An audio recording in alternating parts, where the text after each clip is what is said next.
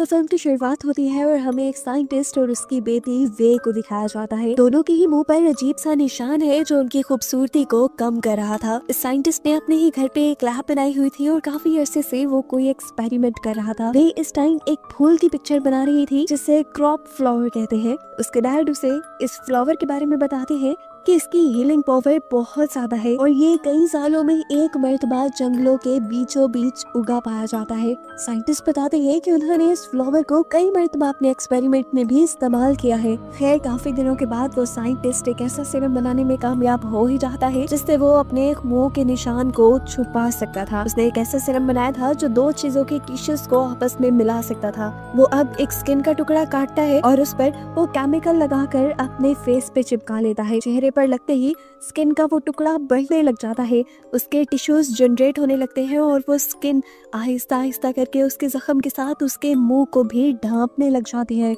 ये देखकर वो बहुत ही ज्यादा घबरा जाता है। वो ऐसा नहीं चाहता था जो हो रहा है, वो सिर्फ अपने मुंह के निशान को खत्म करना चाहता था, लेकिन स्किन के इस टुकड़े ने उसके पूरे मुंह को कवर कर लिया। डर कर साइंटिस्ट ने अपनी होठों वाली जगह पर कट लगा लिया, उस स्किन को काटा, लेकिन उसके बावजूद भी वो स्किन दोबारा से जुड़ गई आपस में। उसकी स्किन अब उसकी आंखों पे, उसके नाक पे हर जगह फैल रही थी। वो बार बार वो अपने होंठों की जगह पे, आंखों की जगह पे कट लगा रहा था और ये सब करते देखकर वे बहुत ज्यादा घबरा चुकी थी। आखिर डर कर वे नहीं अपने डैड के जिस्म में एक चाकू को स्टैब करते हुए उन्हें मार डाला। इस हादसे से वे टूट जाती है। उसने अपने डैड को मार दिया था और अब उसके पास कोई भी नहीं था। वक्त गुजरता रहता है, वे पढ़ती रहती है। वे पढ़ाई में अपने डैड की तरह ही बहुत ज्यादा अच्छी थी और इसी वजह से उसे यूएस की एक बड़ी यूनिवर्सिटी में स्कॉलरशिप भी मिल गई और वो अपना होम टाउन छोड़कर यूएस चली गई। यूएस में वे अपनी एक आंटी के पास रहने वाली थी जिसकी एक बेटी एंजी भी थी और एंजी वे के आने पे खुश नहीं थी क्योंकि उसे अपना रूम जो शेयर करना पड़ रहा था। फिर वे अब रूम में जाती है और एक छोटा सा टेम्पल बना लेती है जिसमें अपने डैड की पिक्चर रखती है। पता चलता है कि वो अपने डैड को ही गॉड मानती थी और उन्हीं की पूजा करती थी। थोड़ी देर बाद हम वे के पास उसके डैड की ही कुछ नोट्स और चीजें देखते हैं और हमें पता चलता है कि वे अभी तक वो एक्सपेरिमेंट कर रही है जिसकी वजह से उसके डैड मारे गए थे। अगले दिन वे की यूनिवर्सिटी का पहला दिन था। यूनिवर्सिटी जाते हुए उसे रास्ते में एक आदमी मिलता है जो होमलेस था और यहीं बैठा रहता था। उसका चेहरा बहुत ही ज्यादा बिगड़ा हुआ था। वे कुछ सेकंड तक उसे देखती रही। इस आदमी ने वे की मदद की उसे यूनिवर्सिटी का रास्ता बताने में, जिसके बाद वे वहां से चली गई। क्लास में आने के बाद प्रोफेसर बहुत ही फख्र से वे का इंट्रोडक्शन पूरी क्लास से करवाते हैं क्योंकि वे ने एंट्री टेस्ट में 100% स्कोर किया था और ये सालों में पहली मर्तबा हुआ था। क्लास खत्म होने के बाद वे अपनी साइंस लैब आती है और यहाँ से कुछ चीजें लेने की कोशिश करती है। जो करते हुए उसे प्रोफेसर देख लेते हैं और उससे पूछते हैं तुम यहाँ क्या कर रही हो। वे बताती है कि मैंने कुछ एक्सपेरिमेंट करने हैं जिसके लिए मैं यहाँ से कुछ चीजें लेना चाहती हूँ। प्रोफेसर उससे कहते हैं इस तरह यहाँ से चीजें लेकर जाना अलाउ नहीं, लेकिन हाँ अगर तुम मेरी लैब असिस्टेंट बनो तो तुम यहाँ की चीजें इस्तेमाल कर पाओगी। वे प्रोफेसर को बताती है कि मेरे डैड भी एक साइंटिस्ट थे और मुझे उन्हीं की रिसर्च आगे बढ़ानी है। उसके हाथ में रिसर्च वाली डायरी भी थी जिसे प्रोफेसर अब देखने लगे और इसे देखकर वो बहुत ज्यादा हैरान हुए। वे के जाने के बाद उसने वे के डैड के बारे में सर्च किया और उन्हें पता चला कि वे के डैड सच में बहुत जीनियस साइंटिस्ट थे, लेकिन फंडिंग ना मिलने की वजह से वो अपने किसी भी एक्सपेरिमेंट पर पूरी तरह काम नहीं कर पाए। सीन कट होकर दूसरी तरफ दिखाया जाता है कि वे की कजन एंजे की दो दोस्तें उसके घर पे आई हैं। वो यहाँ वे का सामान छेड़ने लगती हैं और इस दौरान उन्हें खून से भरे हुए कुछ टूल्स, एक्सपेरिमेंट से रिलेटेड अजीबोगरीब चीजें और डरावनी एक्सपेरिमेंट की पिक्चर्स नजर आती हैं जो देखकर ये तीनों घबरा जाती हैं। खैर अब अगला दिन होता है और हम देखते हैं कि एंजी आज भी अपनी फ्रेंड्स के साथ बैठी हुई थी। वे को उन्हें देखकर बहुत अच्छा लगा। वे भी इस तरह दोस्त बनाना चाहती थी, इसीलिए उनके पास जाकर उसने खुद ही से दोस्ती का हाथ बढ़ाया और इन सबको लंच की ऑफर की। वे के चेहरे के निशान की वजह से ये लोग वे से कतराते थे। वो जाना नहीं चाहते थे लेकिन फिर भी उन्होंने रेस्टोरेंट जाने में हामी भर ली। लेकिन वहां जाकर उन्होंने जब वे को अजीब तरीके से खाता देखा तो वो वे को रेस्टोरेंट पे अकेला ही छोड़कर भाग गई। वे ने वो सारा खाना पैक करवाया और बाहर आकर उस होमलेस आदमी को दे दिया जिसका मुंह खराब था। यहाँ वो उस होमलेस आदमी से बातें भी करती है क्योंकि आज वो बहुत ज्यादा उदास थी।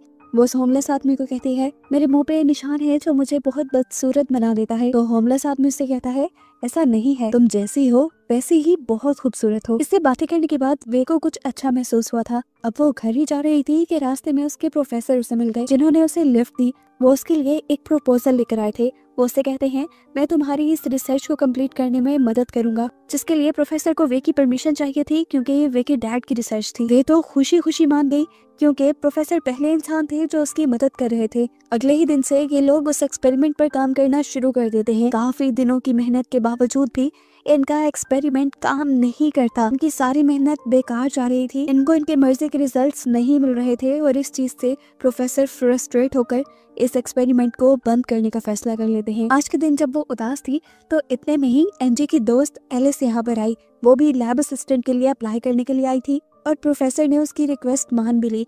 घर जाते हुए वो एनजी के साथ ही जाती है और रास्ते में वो एनजी से पिछले दिनों के लिए माफी मांगकर उससे दोस्ती भी कर लेती है। इस टाइम एलिस के पास एक पोस्टर था जिसमें उसी फ्लावर की तस्वीर थी जो फ्लावर उसके डैड एक्सपेरिमेंट में यूज किया करते थे। ये देखते ही वे के दिमाग में बहुत सी खिचड़ी पकने लगी। उसे पता चला कि ये फ्लावर पास की ही एक एग्जीबिशन में लगाया गया है। ये पढ़कर उसे अपने डैड की बात याद आई कि उनके एक्सपेरिमेंट के लिए उस फ्लावर का होना बहुत जरूरी था, इसलिए उसने फैसला कर लिया कि वो इस फ्लावर को हासिल करके रहेगी। रात होने पर वो चुपके से उस करीबी फार्म हाउस में जाती है और एग्जीबिशन से उस फ्लावर को चुरा लाती है। फ्लावर को चुरा कर वो ले आती है साइंस लैब में और वहाँ पर अपना एक्सपेरिमेंट करना शुरू कर देती है। साइंस लैब में प्रोफेसर और एलिस पहले से ही छुपे हुए थे, जिन्हें वे ने अपने एक्सपेरिमेंट के जोश में नोटिस से नहीं किया। उसने उस फ्लावर में से एक्सट्रैक्ट निकाला और उसे अपने एक्सपेरिमेंट के अंदर ऐड कर दिया, जिसके बाद उसने अपने पाँव की स्किन काटी और उसके 2 टुकड़े करके उस पे वो सीरम अप्लाई किया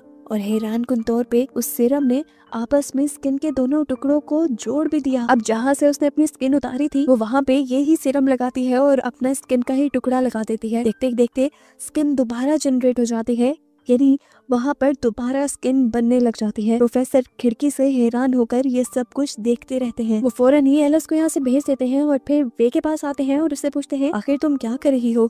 वे प्रोफेसर को एक्सप्लेन करती है कि किस तरह उस फूल के सिरप ने उनके एक्सपेरिमेंट को कामयाब कर दिया था। अब उनका एक्सपेरिमेंट काम कर रहा था। वो जब अपने पाँव की स्किन प्रोफेसर को दिखा रही थी उस टाइम पर एलिस कुछ गलत समझकर उन दोनों से जेलस होने लगी और उसने वे की अजीबोगरीब पिक्चर्स भी ले ली, जिसके बाद उसने आकर वे को डांटा और वो वे को यहाँ से ले गई। वे एलिस के इस तरह अचानक आने पर घबरा गई थी। घबराहट में वो अपनी नोटबुक भी यही लैब में छोड़ गई, जिसे देखकर प्रोफेसर बहुत ज्यादा खुश हो गए। एलिस ने अब तक वो फोटो वे की कजन एनजी को भी भेज दी थी, जबकि यहाँ पर प्रोफेसर वे की डैड की डायरी को इंग्लिश में ट्रांसलेट करने की कोशिश में लग गए थे। एनजी इन तस्वीरों को देखकर बहुत ज्यादा गुस्से में आ गई और गुस्से में उसने वे के कमरे की बहुत सी चीजें तोड़ फोड़ दी। जब वे कमरे में आई और कमरे का ये हाल देखा तो उसे बहुत दुख हुआ और तभी अचानक पीछे से एनजी ने आकर वे के ऊपर हमला भी कर दिया। वे अपने आप को बचाने की कोशिश कर रही थी, लेकिन एनजी ने पूरा जोर वे को मारने पर लगाया हुआ था। ऐसे में वे पास पड़ा हुआ पेन उठाकर एनजी को अपने से दूर करने की कोशिश जब करते हैं तो वो पेन एनजी के गले में स्टैब हो जाता है, उसके गले में आर पार हो जाता है और वहीं पर एनजी की मौत हो जाती है। हालांकि वे का उसे मारने का कोई इरादा नहीं था, लेकिन फिर भी एनजी मर गई।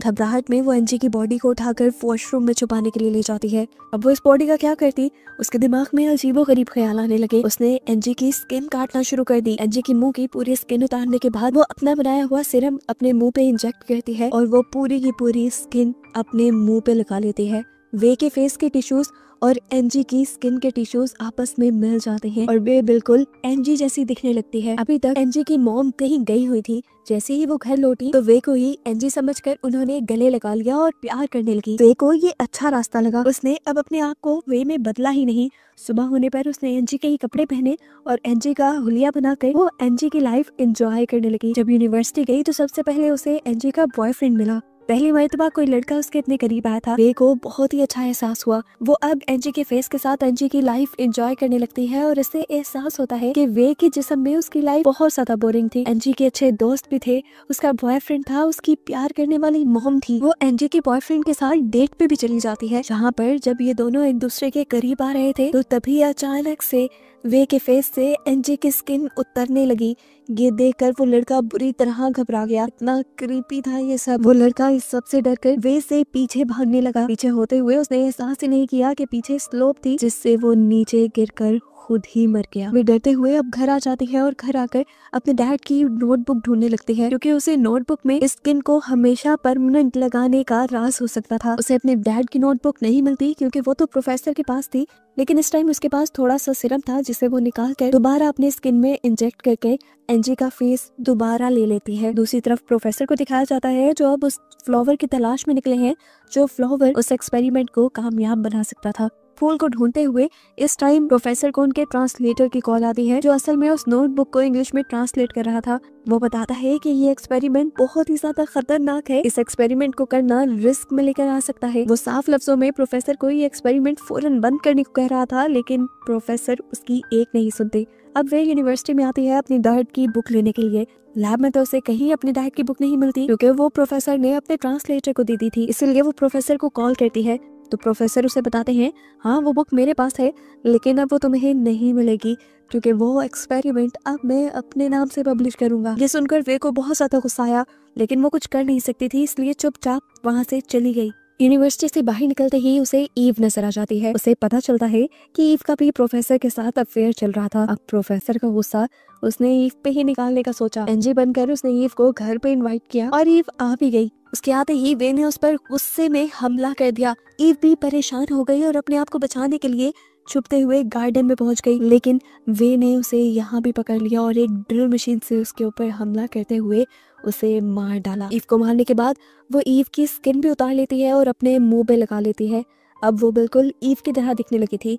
उसने अपने बालों को भी ईव जैसा कर लिया और कपड़े शपड़े भी ईव के पहनकर बिल्कुल ईव जैसी बनने लगी। उसके फोन को देखते हुए उसने ईव का स्टाइल भी कॉपी किया ताकि कोई भी उसे पहचान ना पाए। इस सब के दौरान हम देखते हैं कि नेबर्स का डॉग ये सब देखकर बहुत ज्यादा भौंक रहा था, इसीलिए नेबर्स ने पुलिस में कॉल कर दी। लेकिन पुलिस वाले जब घर आए तो उन्होंने ईव को टॉवल में देखा और उसे कुछ भी कहे बगैर चले गए। सुबह होने पर जब वो ईव की शक्ल में यूनिवर्सिटी जाती है तो उसे बहुत अच्छा लगता है क्योंकि ईव एक बहुत ही पॉपुलर स्टूडेंट थी। उसे देखकर सब खुश हो जाते हैं। अब ईव की शक्ल में वो प्रोफेसर के घर जाती है। वो जानती थी कि यहाँ से उसे अपने डैड की नोटबुक मिल जाएगी। प्रोफेसर भी ये नहीं जानते थे कि ईव की शक्ल में वो वे है, इसलिए प्रोफेसर उसे घर में एंट्री दे देते हैं। वे पूरे घर में अपने डैड की नोटबुक ढूंढती है, लेकिन उसे कहीं नहीं मिलती। उससे में वो वापस आ गई। रात होने पर उसने जो दोनों मर्डर किए थे सबसे पहले उनको छुपाया। एनजी और वे की बॉडी को उसने पूल में डाल दिया और फिर एनजी और ईव के मोबाइल चेक करने लगी, जहाँ पर उसे अपनी और प्रोफेसर की वो पिक्चर मिल गई जिसके जरिए एलिस उसे बदनाम करना चाह रही थी। उसने यही पिक्चर अब प्रोफेसर के खिलाफ इस्तेमाल की और वो पिक्चर्स अथॉरिटीज को ईमेल कर दी। जब अथॉरिटीज को पता चला कि प्रोफेसर अपने फायदे के लिए लड़कियों का इस्तेमाल कर रहे हैं तो उन्होंने फौरन ही प्रोफेसर को पुलिस में अरेस्ट करवा दिया। लेकिन प्रोफेसर की अथॉरिटी भी बहुत ज्यादा थी। अगले ही दिन वो बेल पे छूट गया और घर आकर वही एक्सपेरिमेंट स्टार्ट कर दिया जो असल में वे के डैड का था। स्टेप बाय स्टेप फॉलो करने के बाद आखिर उसने भी सीरम बना ही लिया और 2 स्किन के टिश्यूज को जोड़ने की कोशिश की। हैरानकुन तौर पर उस केमिकल की वजह से 2 स्किन के टिश्यूज जुड़ गए, यानी उसका एक्सपेरिमेंट भी कामयाब हुआ। इस कामयाबी पे प्रोफेसर की खुशी की कोई इंतहा ही नहीं थी। इसी दौरान हम देखते हैं कि ईव यहाँ पर आ जाती है। असल में ईव की शक्ल में वे यहाँ आ जाते हैं, जिसे देखकर प्रोफेसर और भी ज्यादा एक्साइटेड हो जाते हैं और उसे अपने लिविंग रूम में बिठाकर अपने लिए कुछ खाने पीने को लेने चले जाते हैं। अब वे को तो यहाँ पे अपनी नोटबुक चाहिए थी।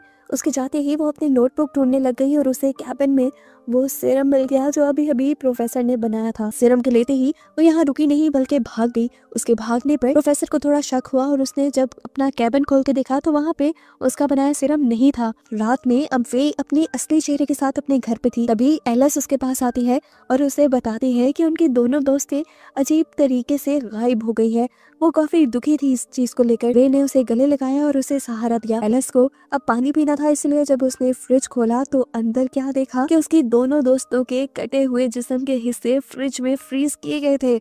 ये देखकर वो बुरी तरह घबरा गई और चीखने लगी। इससे पहले कि कोई उसकी चीखें सुन लेता या वो जाकर किसी को बता देती, वे क्लिन ट्रैप से उसका भी मुंह ढांप कर उसका दम घोट के उसका भी मर्डर कर देती है। अभी उसने इस मर्डर को छुपाया नहीं था कि उसके घर की डोर बेल बज गई। बाहर प्रोफेसर आए थे जो लॉक खुला देखकर फिर घर के अंदर आ गए। अंदर वे अजीब अंदाज में बैठी हुई थी। प्रोफेसर को देखते ही कहके लगाकर हंसने लगी। उसकी हालत देखकर प्रोफेसर को भी अजीब लग रहा था, लेकिन यहाँ वो जब प्रोफेसर को कांग्रेचुलेट करती है उनके एक्सपेरिमेंट के कामयाब होने पर तो प्रोफेसर भी खुश हो जाते हैं। लेकिन फिर वे गुस्से में कहती है ये तुम्हारा नहीं, मेरे डैड का एक्सपेरिमेंट था। प्रोफेसर अब वे की बातों को इग्नोर करते हुए फ्रिज की तरफ बढ़ते हैं अपने सीरम को लेने के लिए, और जैसे ही फ्रिज खोलते हैं तो वहाँ मरी हुई लाशें देखकर उनका भी दम निकल जाता है। अब उस आदमी को कंट्रोल करना काफी मुश्किल था, लेकिन वे ने यहाँ पे भी चालाकी दिखाई और एक बेहोश करने वाला इंजेक्शन प्रोफेसर के गले में स्टाब करते हुए उसे बेहोश कर दिया। कुछ देर बाद जैसे ही प्रोफेसर को होश आया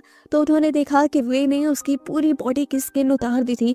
ये देखकर वो जोर जोर से चिल्लाने लगे। अब वे वो सिरम भरकर प्रोफेसर को लगा रही थी और उसके बाद एक स्किन का टुकड़ा वो प्रोफेसर के जिस्म पे लगा देती है। ये स्किन खुद ब खुद बढ़ने लग जाती है, जैसे वो मूवी के स्टार्ट में किम के डैड साइंटिस्ट के मुंह पे बढ़ने लगी थी। वे ने इस टाइम प्रोफेसर के मुंह में एक स्ट्रॉ रख दिया था। स्ट्रॉ के अलावा वो स्किन हर जगह फैलने लग गई। स्किन की वजह से प्रोफेसर का दम घुटने लगा और कुछ ही देर में वो मारे गए। मरने से पहले उसने जो चीखें मारी थी वो नेबर ने सुन ली थी, इसलिए नेबर ने दोबारा पुलिस में इन्फॉर्म कर दिया। पुलिस को आता देखते ही वे घबरा गई और घर से निकलकर भाग गई, क्योंकि वो जानती थी कि अब वो पकड़ी जाएगी। पुलिस ने भी उसे भागते हुए देख लिया और उसे पकड़ने के लिए उसके पीछे भागी। भागते हुए वो होमलेस आदमी के पास पहुंचती है और उससे मदद मांगती है। वो होमलेस आदमी पहले ही वे को अच्छा समझता था, क्योंकि वे ने हमेशा उसके साथ अच्छा रवैया रखा था। वो होमलेस आदमी वे के कहने पर उसे अपनी चादर में छुपा लेता है और पुलिस उसे ढूंढ नहीं पाती। वे के एकदम से बैठने पर यहाँ वे के पास जो सिरम था वो अचानक से टूट गया था। उस सिरम के टूटने की वजह से उस होमलेस आदमी और वे की बॉडी के टिश्यूज एक साथ मर्ज होने लग जाते हैं। उनकी बॉडी भी एक दूसरे में फ्यूज होने लग जाती है और वो दोनों एक अजीब से मॉन्स्टर में बदल जाते हैं। वे अब कुछ भी नहीं कर सकती थी। वो मॉन्स्टर बनी वहीं बैठी हुई थी। तभी उसे अपनी आंटी दिखी, जो अपनी बेटी एनजे को ढूंढते हुए वहां तक आई थी। वो अपनी आंटी को एनजे के बारे में भी नहीं बता पाई और यही दिखाते हुए ये कहानी यहाँ खत्म हो गई।